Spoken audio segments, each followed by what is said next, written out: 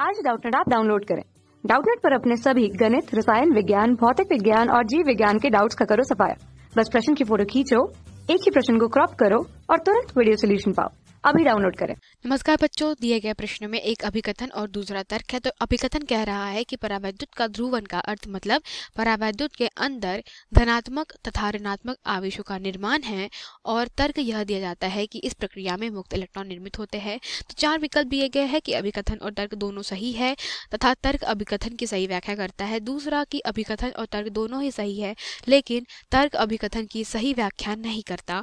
तीसरा, अभिकथन सही है लेकिन गलत है। और चौथा, अभिकथन और तर्क दोनों गलत है। तो यहाँ बात करते हैं हम लोग किसकी, कि कोई भी एक परावैद्युत पदार्थ है जैसे कि मोम, अभ्रक, कागज की लुगदी इत्यादि। तो यहाँ पे इन परावैद्युत पदार्थों में ध्रुवण का मतलब क्या हो जाता है कि जब भी इनको विद्युत क्षेत्र में रखा जाएगा तो विद्युत क्षेत्र ई में रखे जाने पर हम जानते हैं कि परावैद्युत पदार्थ किस प्रकार के होते हैं।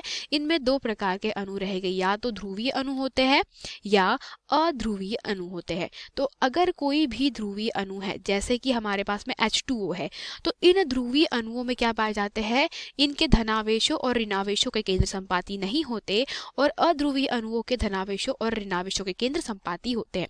तो जब भी विद्युत क्षेत्र आरोपित किया जाता है तो दोनों ही परिस्थितियों में, चाहे वो ध्रुवीय परावैद्युत पदार्थ हो चाहे वो अध्रुवीय परावैद्युत पदार्थ हो, दोनों ही विद्युत क्षेत्र ई के आरोपित करने पर क्या करते हैं, ये अपने द्विध्रुव को, या आप कह सकते हैं धनावेश तथा ऋणावेश के जो क्षेत्र है उनको संपाती नहीं करते।